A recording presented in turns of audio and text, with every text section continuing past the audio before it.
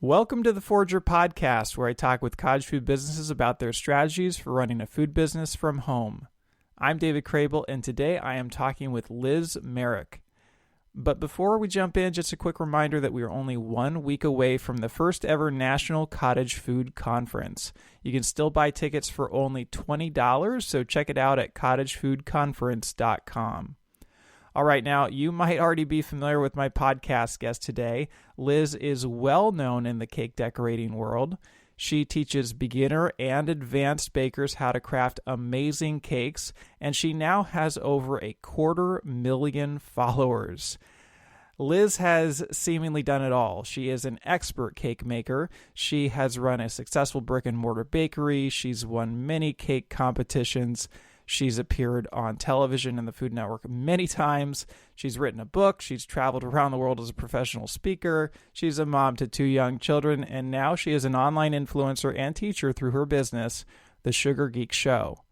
Wow, that is a lot, but did you know that just 13 years ago, Liz started all of this with a little tiny business based in her home kitchen? So clearly we have a lot of ground to cover today. Welcome to the show, Liz. Nice to have you here. Thank you so much for having me. I'm excited to be here. Liz, take us back to the beginning of this journey. How did it get started?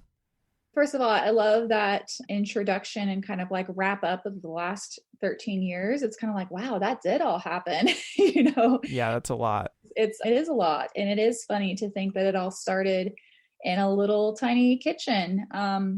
At the time, back in 2007, I had just graduated from graphic design school, and I was, working my first adult job and trying to, kind of start my career in what I thought was going to be the thing I was going to do forever. And I just was not enjoying it very much. I felt really stressed out. I didn't feel very fulfilled artistically. And to be honest, kind of depressed and kind of like wondering if I had made the right decision in my life with going with graphic design.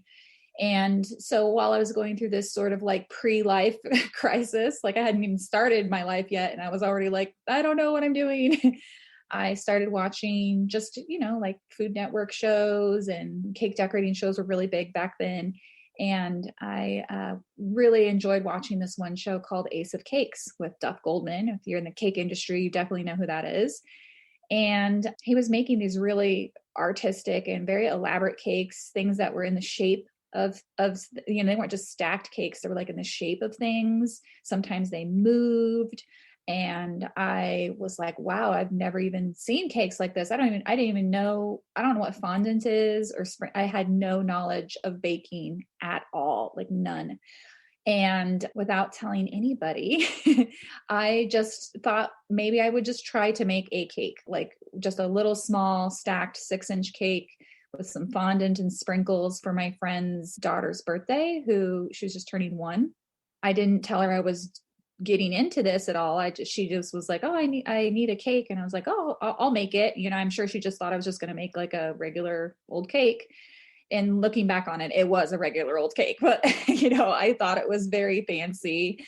I used fondant cutters for the first time to, cut out fondant. And I'll never forget like reading the directions on the back of the box to learn how to use fondant, having to knead it and to roll it out. And I had no idea how to make colors or anything. I used a lemon box mix with canned lemon buttercream that was very, very runny and put that underneath the fondant. You can imagine how well that worked out. But when I gave the cake to my friend, she absolutely loved it and was so excited about it. I had never had a reaction like that from somebody, and especially in my graphic design career, whenever you design something for somebody, usually their response is, oh, could you change it or make it a little bit this way or that way? And it doesn't feel like the work that you put into it is very appreciated. And here I am with this like really terrible cake, honestly, that looks really awful. And she had so much appreciation and loved it so much. I was immediately, oh my gosh, this is going to be my new hobby. So I started just baking cakes for all of my friends' special occasions, whether it was like they just got engaged or it was a birthday. And I really did not have an intention of making that into a career, but soon enough, just friends of friends of friends, people you don't know would ask me for cakes. And that is literally how I kind of accidentally started a side business of being a cake decorator. So that's kind of how it got started. It was really purely by accident and just because I kind of enjoyed it so much. Yeah, I did see that you wrote somewhere that you call yourself an accidental entrepreneur.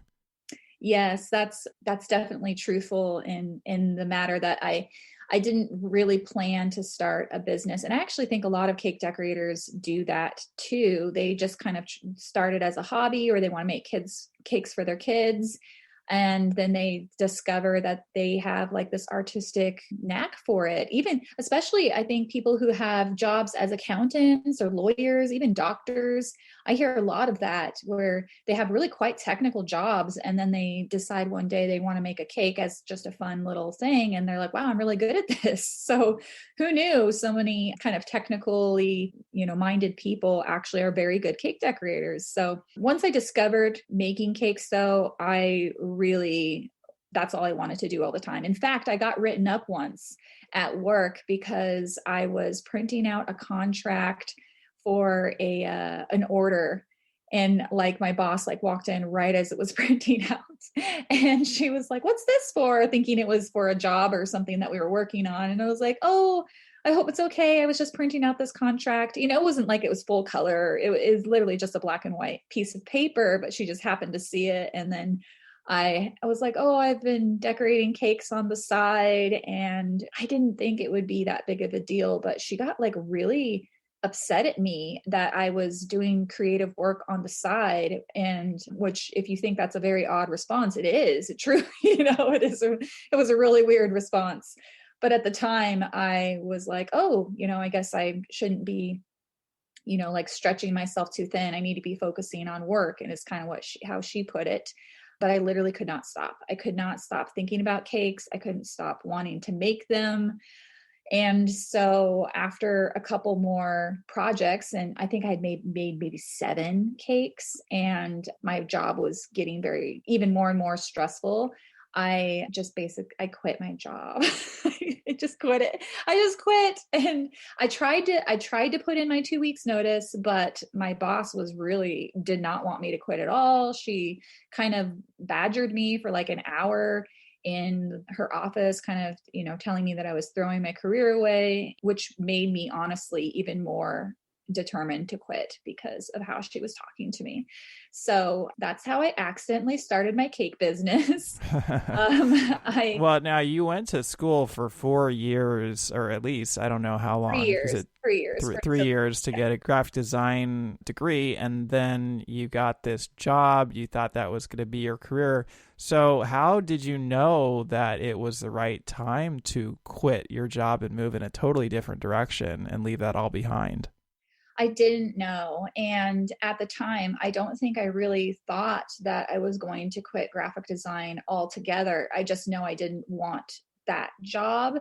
And I was like, okay, I'm just going to do cakes on the side until I find another job. But then some of your listeners might remember that there was a very big recession in 2008. So a lot of people, including my husband, got laid off from his graphic design job. And he bounced from job to job to job for I think 2 or 3 years before he even found another steady graphic design job that was like not making t-shirts or kind of doing some work that wasn't very fulfilling. So I couldn't even find another job as a graphic designer, and I think that I probably didn't want to secretly. I didn't try very hard, that's for sure. And because it was just my husband and I, we didn't have kids yet. So I just kind of threw myself into cake decorating. And I thought, well, maybe someday soon I'll have kids, and then I'll be able to do this and to be at home with them. And this is a lot more fun than graphic design. And I was still using a lot of my graphic design skills. I was able to use graphic design programs like Photoshop and InDesign to make contracts. I was able to edit all of my own photos. I started uploading videos of me making cakes to YouTube. So that doesn't seem like a big deal, but that was actually a very large reason why I think that our school and my name took off later, because I was just constantly putting everything I did onto the internet and subconsciously building a following without even really realizing it. So when did you start that process of throwing things up online for free? Almost immediately. I do remember the very first video I made. It wasn't the first, cake or anything that I made, but one of the very first videos I made, I got an order for, I think it was like 100 mini cakes. It was something insane, and much bigger order than I had ever taken. I've never done 100 of anything up until that point. And mini cakes are literally like the worst. They're so hard to do because you have to frost this tiny, tiny little piece of cake, and it moves around a lot. And it was the first time I really had to like do a ton of my own figuring out of how to make something work. I had no idea how to make them. So I was so proud of figuring it out. That was the first time I made a video to like put onto YouTube, because I don't know, I just thought in my mind, somebody else would want to see this or figure out how to do this. So I think I was just excited. I think I was just excited to just share information that I didn't think anybody else knew. And I just kept on doing that. Every time I would make something, I would put it up on YouTube or Facebook. Now, your business is called the Sugar Geek Show, and the word geek kind of comes with this connotation of being an introvert, although maybe you're just passionate. Would you say that you're an introverted or extroverted person? So my first business was actually called Artisan Cake Company. So I guess I should mention that for the first, 7 years of me baking, I was always Artisan Cake Company. And that was sort of me and who I associated myself. And that was the name that I built up. And then as I started making this content and putting it online, I don't remember who was the first person to call me this, but somebody mentioned that I was a real sugar geek because I was really passionate about the science behind how things worked.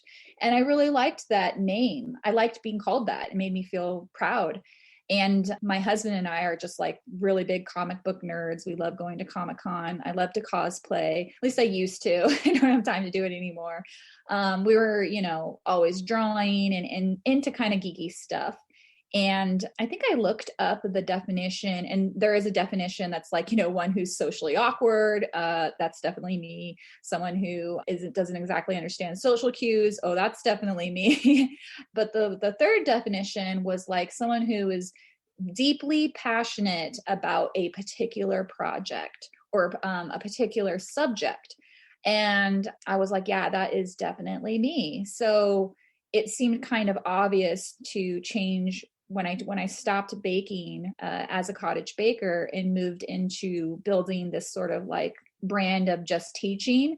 I changed it to Sugar Geek, and Sugar Geek Show is what I called my YouTube channel of putting, that content out there.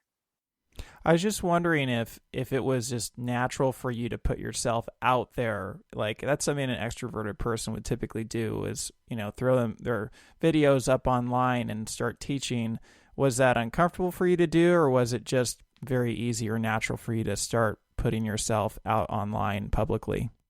Yeah, that's a really interesting question, because I've wondered that myself, why it seems so easy to talk to the camera, but it feels very uncomfortable to talk to someone in person, and makes me feel very nervous and not exactly sure why. I just don't like to be perceived. I don't like people looking at me. I don't know. It's just kind of a weird in person. But when you're talking to a camera, it's like not a person. So the camera does not bother me to talk to. I don't think of it as talking to people. And so I feel like it's very easy for me personally to make videos because I'm not around anybody. I'm just speaking almost just to myself, to the point now, even when I'm not filming, I will literally say out loud, okay, now we're going to take the flour and put it into the bowl. And I'm just like, Liz, you're just literally talking to yourself. There's nobody here. Like the camera's not on. You don't have to narrate. But I do have a friend who, my best friend, is very extroverted. She needs people in her life. She needs face-to-face contact. And she has a really hard time filming herself because, and I didn't understand why. And she said it was because she sees the lens and gets freaked out because she would feel more comfortable if she was just talking to a person, but to just see the camera, it like freaks her out. I was going to say, I think you're like the opposite of most people. I think most people have a really hard time on camera. Yeah. Like you see the lens and you just freeze. Yeah, I don't know. I guess maybe it's just because I've never really looked at the camera. The camera is mostly just kind of over my shoulder. It's only recently that I've started doing front-facing videos for YouTube and for our tutorials, but it used to be literally I would just be working on the cake and the camera was over my shoulder, just kind of watching me as I was doing whatever I was doing. And also practice. I think you just get kind of used to talking to a camera. I'm sure the first time you did a podcast, it was a little awkward or you felt clumsy, but you get used to it and you get a flow going. Well, I want to go back to the beginning of your cake business. How were the first few years of running that? Did it take off? Oh my goodness. What a time the cake business was. It did take off pretty quickly. I'm not exactly sure why. And probably because I was undercharging, so I was definitely one of those cheap cake decorators. And because I'm an artistic person, I was probably doing pretty good work, pretty okay work for the amount of money that I was charging. And nowadays, it's such common conversation to talk about undercharging and what you should be charging and how much you're worth. But back then, I just didn't have any concept whatsoever of what people charge. And I even called up, I know people are going to be shocked to hear this, but I called another bakery and did a fake consultation over the phone because I wanted to know how much they charged for a cake. Because how else would I know, and people didn't have their prices listed online like they do now. So, and then of course I also thought, well, I'm not very good. So if this person charges $3 a serving, I'm only going to charge $2. So I was making wedding cakes for, $100, $150.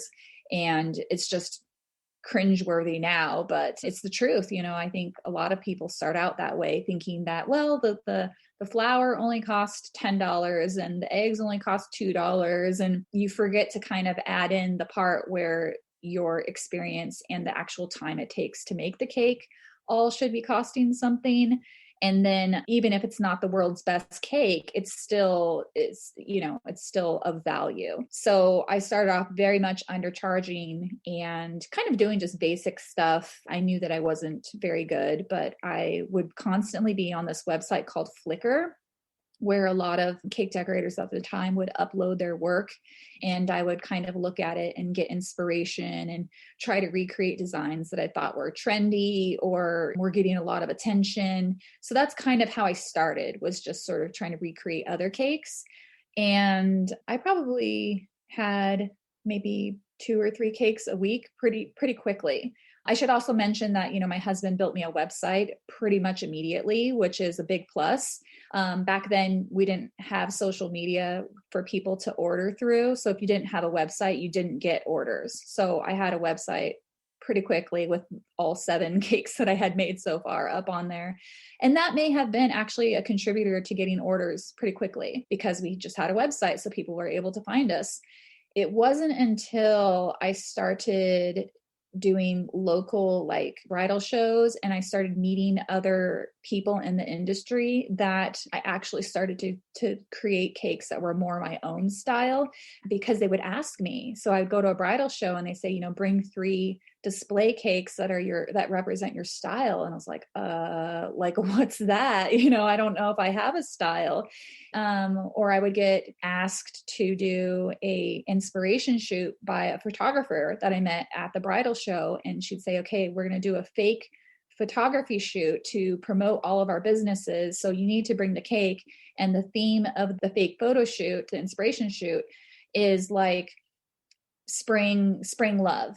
And you're like, okay, well, what do you want the cake to look like? And they're like, well, it's up to you. You can interpret that however you want. And I was like, what? I get to decide, how the cake looks. So it was really uncomfortable and very challenging to start creating my own designs. But I think that is really when I started taking off a lot is, I wouldn't say that they were beautiful but looking back on them, but they definitely set myself apart. And I don't want to say invented, but I made popular a couple of really big trends back then. One of them was the rustic birch cake and the chalkboard cake. And they just went crazy. And I started getting like, calls to be on covers of magazines and be published in blogs. And that really changed sort of my perception of my own work, and also kind of was like, wait, there's more to life than just making cakes that a bride asked me to make. I could, do my own designs. And I kind of, from then on, I kind of stopped making cakes based off of what the picture was that somebody brought in. And I would, kindly just like, yeah, I love this theme. I'm going to kind of tweak it and make it my own. I'll send you a sketch and you tell me what you think. So to kind of ease people into the idea that I wasn't really going to copy designs anymore, but I would make something even better. So, but those few beginning years were literally just like pumping out tons of cakes and kind of getting as much work as I could, and just trying to make a name for myself and lots of dishes. Oh my gosh, so many dishes. Now, you talked a little bit about marketing in there. You said that publications were just calling you up and asking you to be on the front of magazines. What do you remember doing in the early days to try to market your business? Or was it really just creating good designs and putting them up on the internet? As far as marketing myself and actually being noticed, I'm trying to remember what social media platforms were really even out back then. And I don't want to, accidentally say it was something when it wasn't, but I feel like one of the first ones I was using was Instagram. And I know that social media is much more difficult now than it was back then, but everything I made, I would just post to social media, to Instagram and to Flickr. But I think that probably the in-person connections I made with other vendors in the industry probably propelled me the furthest, because they were more experienced than I was and had more connections. So when they would decide that they wanted to do a shoot for like a magazine, and they say, hey, do you know anybody who does cakes? And that person met me at the bridal show, and they liked the kind of stuff that I was doing. They say, yeah, I do have someone that might be interested. And that's literally how I got my first photo shoot, was through like someone who saw me at a bridal show and liked the cakes that I had on display. And, I think that was probably the thing. And so then I got, published in a magazine, and they liked the cake so much, they put it on the cover. And then as soon as that happens, other magazines notice you, and then they start asking you for things. So it was definitely kind of a snowball from that point, publicity wise.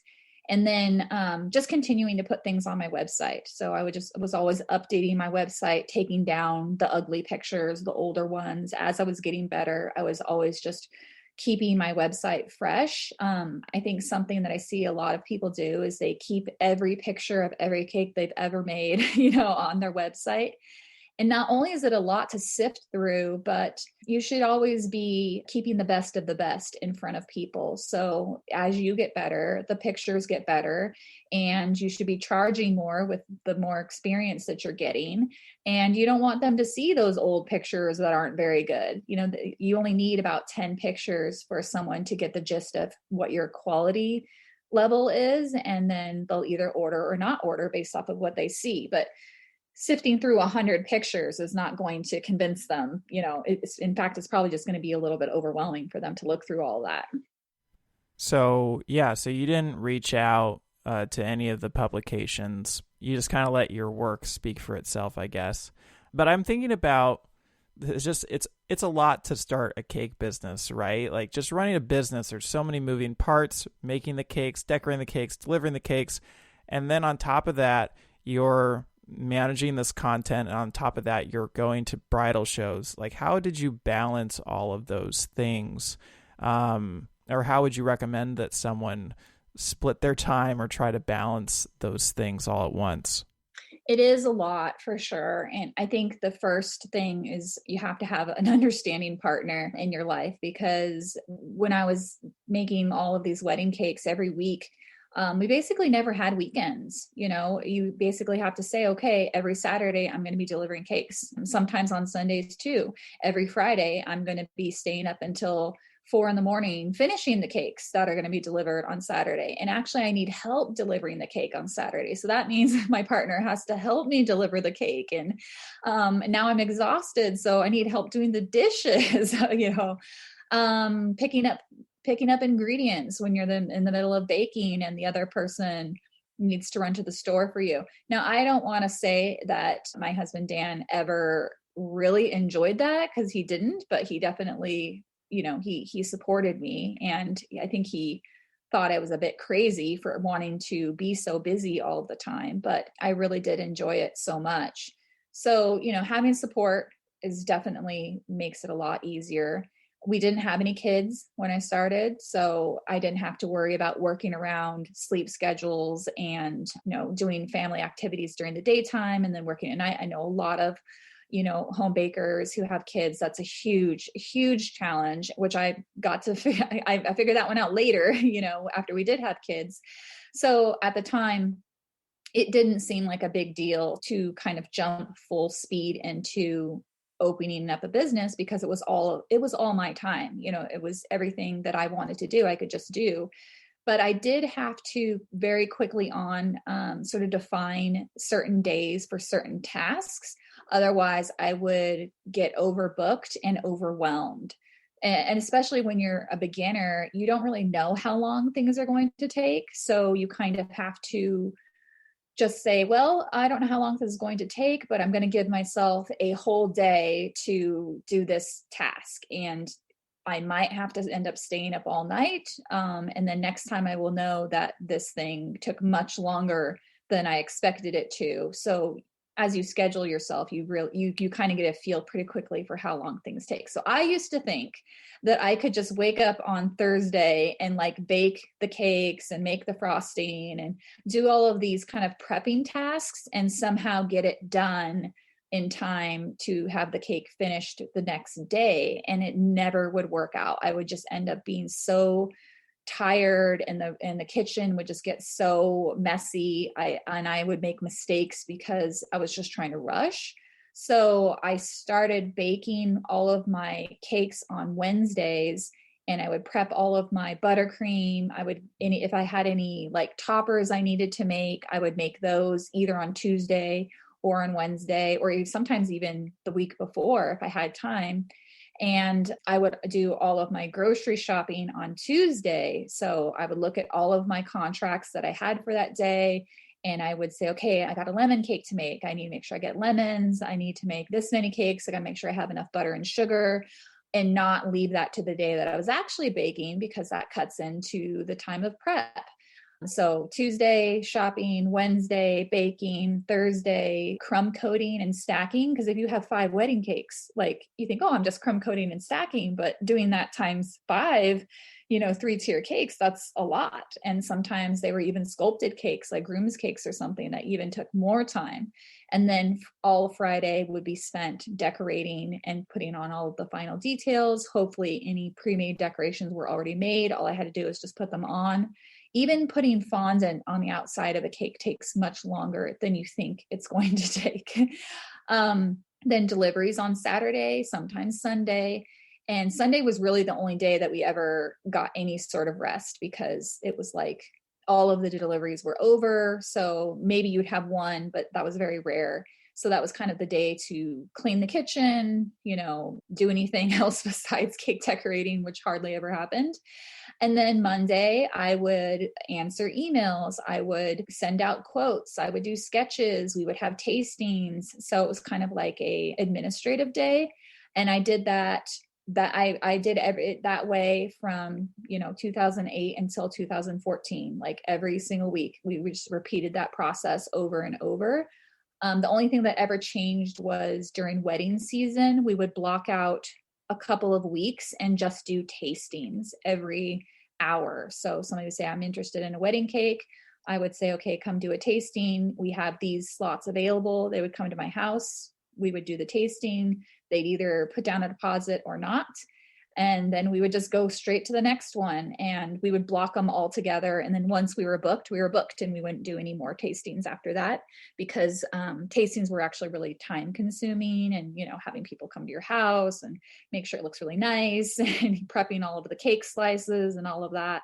So, but the rest of the time it was mostly just production, like week after week. Did you feel overwhelmed?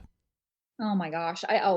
I think every weekend I would just ask myself why I was doing this, because it was so tiring and so stressful. And actually, I think the thing that stressed me out the most was deliveries and waiting to hear if the client liked the cake. And sometimes they wouldn't. Sometimes I have a very vivid memory of this bride. I delivered this beautiful, beautiful, like dark blue cake with bright orange tiger lily flowers, like with such a stunning, unique looking cake to this gorgeous winery.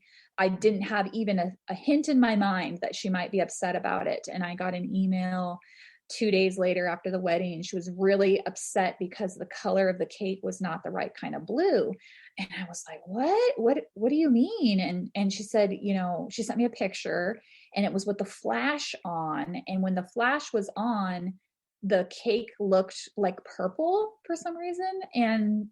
But I didn't put a flash on the cake when I was making it. So I didn't think that, but her photographer who was taking pictures of everything, I guess, when his flash hit the cake, it just made it look like more of a purple color instead of a blue color. So, I mean, she was like really irate and demanding her money back. And that was the first time I had really experienced a really angry bride. And at first I was just really trying to be apologetic and, asked her what she wanted me to do to like make it right. And she said, I'm demanding a refund. And I said, well, I don't really feel like that's fair since you did eat the cake, and I'm sorry that I didn't know that the photographer was going to use his flash or that would affect the color. I don't think that's anything I did wrong. It's just kind of something that just happened. But she was like, no, no, no. And that is when I kind of realized that I was going to have to sort of set boundaries like in a contract, which is great because I had that experience from graphic design school. They teach you to write your contracts just in case you ever want to be a freelancer, and how you define what you're going to deliver, what they're going to pay, and what happens if they don't like it. So even though I hadn't had that experience yet, I feel like I was a little bit prepared for it. So I kind of, well, nothing's going to make this bride happy, and I'm just going to have to stop responding to her and say that if she, wants to sue me, she can go ahead, but I'm not going to refund her money because she did keep the cake. She ate the cake, and I didn't do anything wrong. So of course she never did sue me. People always say they're going to sue you. They don't.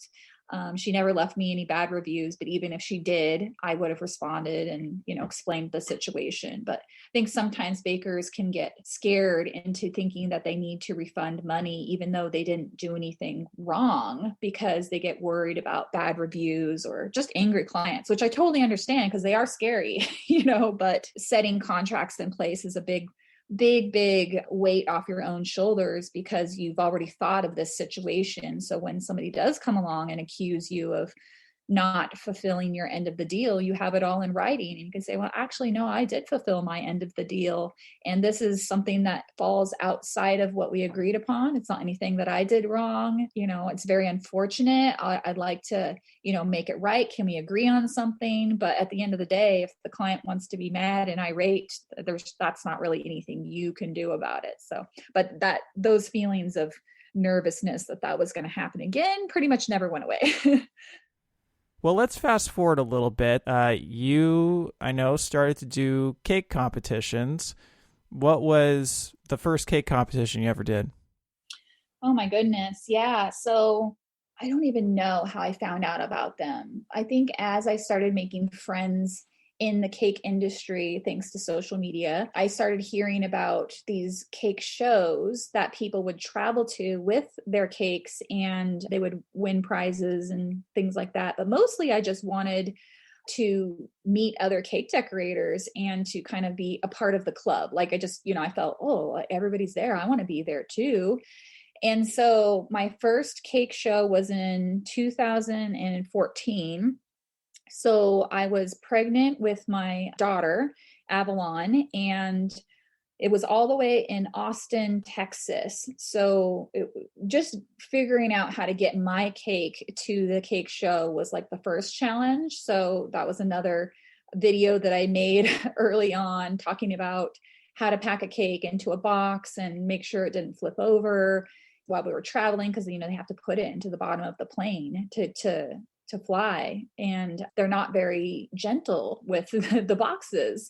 So packaging the cake, getting it to where it needed to be. And then once we got there, we arrived a couple days early, finishing the cake, adding on all the details, all of that kind of stuff was its own experience as well. But I really didn't have high hopes for myself. I didn't know what to compare myself to, because I had never been to a show. And when I got there, oh my gosh, there was so many amazing sculpted cakes, like such amazing artworks that were edible. Some of them were bigger than me, like height wise. There was like full size cakes that were like the size of people, with big dresses and hats. And there was cakes that were moving.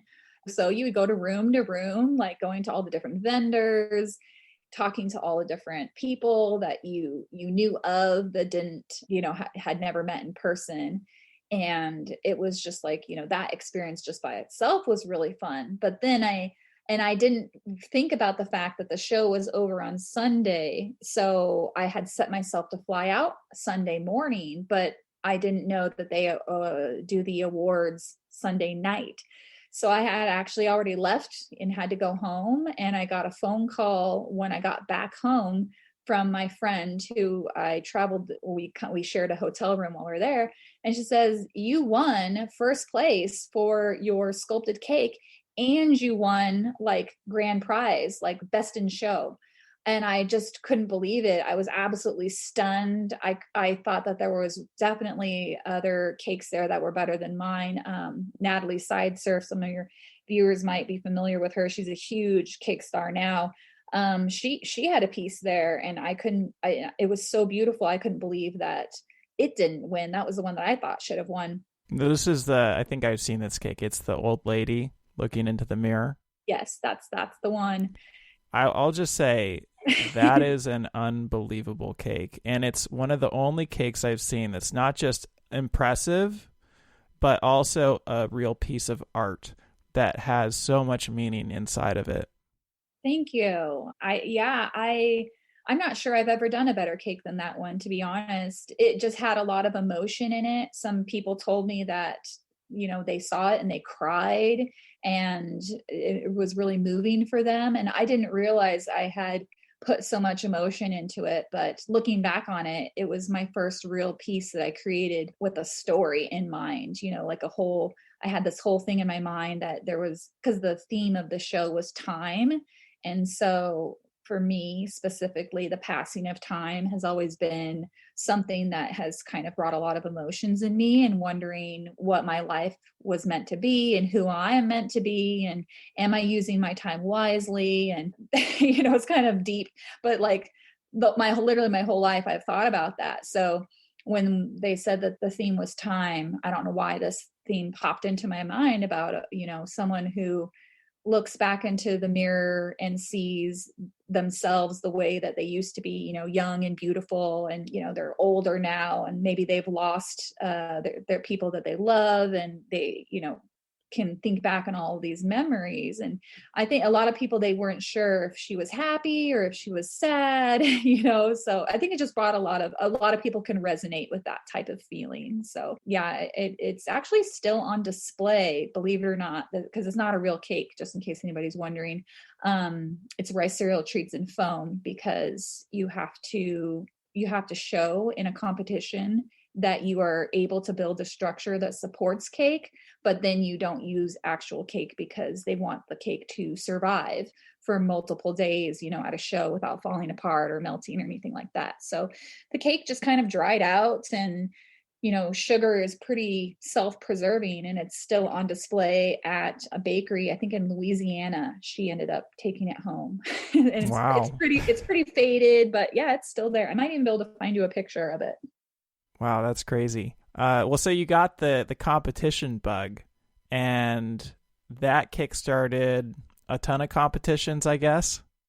Yeah. So as soon as I did that competition, I really was like, wow, this is really fun. And I was successfully able to travel with a cake. So I would start prepping months in advance, coming up with my themes and my story and coming up with a design, and then trying making a lot of pieces in advance, getting them kind of packed up, and then travel to wherever we were going. And the other benefit of doing competitions is when you win, you get a lot of eyes from other people in the industry and other like companies. So suddenly I was getting contacted by companies who, fondant companies wanting me to represent their brand, or tool companies wanting me to use their tools. And something like that I didn't realize was going to happen was that people were asking me to teach. And I was like, teach, like I haven't really done that. I've kind of taught how to do things on YouTube, but I haven't done any in-person classes or anything like that. But I just kind of jumped into it and said, okay. And so in 2016, after competing and winning a few competitions and being asked to teach, I think we traveled to 5 different countries in 1 year just teaching. And one of them was like a 5-week trip in Australia, just teaching literally in all different parts of Australia. Like every day we were just moving to a different place and teaching the same thing over and over again. And I thought it was going to be very glamorous and just like, oh, this is so amazing. But it was actually very exhausting, to be on a plane and traveling so much. And we had our 2-year-old with us. So it was definitely memorable and definitely a good experience, but I don't want to pretend like it wasn't also very difficult and, challenging, but I'm definitely glad that I did it. And it was a great opportunity to be able to go so many places just purely because I was invited to teach.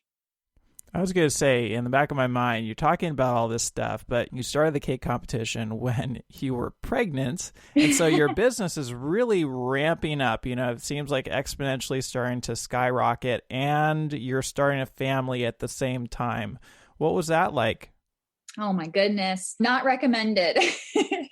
So I don't know what it is in me that just says yes to things, but you just never know what things are going to lead to. And I had a great pregnancy. I didn't feel too tired after the first trimester. So I was feeling, really good. And then after I had my daughter, I didn't realize that she was such a good baby, so like some people give me a lot of credit for being a good mom and teaching her to be so quiet. And it's like, have you ever tried to teach a baby how to be quiet? Like they either are or they aren't. And my daughter Avalon is almost 7 now. And she has just always been very content to sit kind of next to me while I work. So from a very young age, she would play with Play-Doh or sometimes even fondant.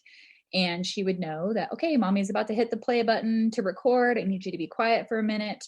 Sometimes she would talk and I would just let her be in the video. I would not try to hide the fact that I was not, trying to get something done with a kid literally right there. And she is well loved by the cake community. They adore her. They love watching her grow up and seeing her turn into kind of her own person who is pretty artistic, and to my, much pride. And I hope that someday soon, when things open up again, that she will want to go to cake competitions and start doing her own little, cakes and things, because I think she's pretty used to being around cakes, but I don't think she really realizes that she has a knack for it. And my son, who is 17 months old, he's not so quiet. He is a little bit of a handful. I have definitely had a much harder time trying to get things done if he's awake. And even though I'm not a cottage baker now, I still do have to bake almost every day because of my blog, because of my business and creating content. And I have to meet certain deadlines. So even though the cakes are not going to a client, they still are needing to be made, and I can't be interrupted. So I have had to sort of just get used to working later in the evenings when, he's already asleep, or right now he's taking a nap and I'm, kind of scheduling everything around his schedule. Otherwise, it just feels too hard and not fun. It feels very overwhelming. And you feel really bad that you're ignoring your kids for work, even though it's something that, might need to actually be done because, maybe your family relies on your income. I'm the main breadwinner in my home. So it's really hard for me to balance this thought of I need to work, but also I want to be with my family, but also we have to pay our bills, so I try to give myself a break and just understand that I just can't work as much as I did back when I had only one kid, and that kid was very quiet. So I just have to adjust my expectations of what I can accomplish rather than just being miserable and trying to continuously create at the level that I was creating at. Well, as someone who has 2 young kids at home, I definitely understand the challenge of trying to run a business with them distracting all the time. But I actually was wondering if, I know that you took many years to have Avalon. You were trying for a while, and that you wanted to start a family sooner. And just hypothetically, if you had started your family back when you discovered you had this passion for cakes, where do you think your business would be today? That's a really good question, because I try to be an optimistic person. And so for anybody who doesn't know, and I'm very open about this, my husband and I were not able to get pregnant right away. I thought that when I started decorating cakes in 2008, that I would be pregnant, in 2009. Like we were just going to get pregnant. That's just what you just did. And we ended up having to go through IVF, and we had to do all this like fundraising to even afford all of the medications and things. And the cake community really helped us achieve that. So I always say Avalon is the baby, she has all these aunts and uncles that are in the cake community who, contributed $20 here, $20 there. But they really did help us make it happen. And it was really hard. And sometimes I felt very bitter about it, because a lot of people, they can just go out and just have a baby whenever they want. And, why couldn't we do that?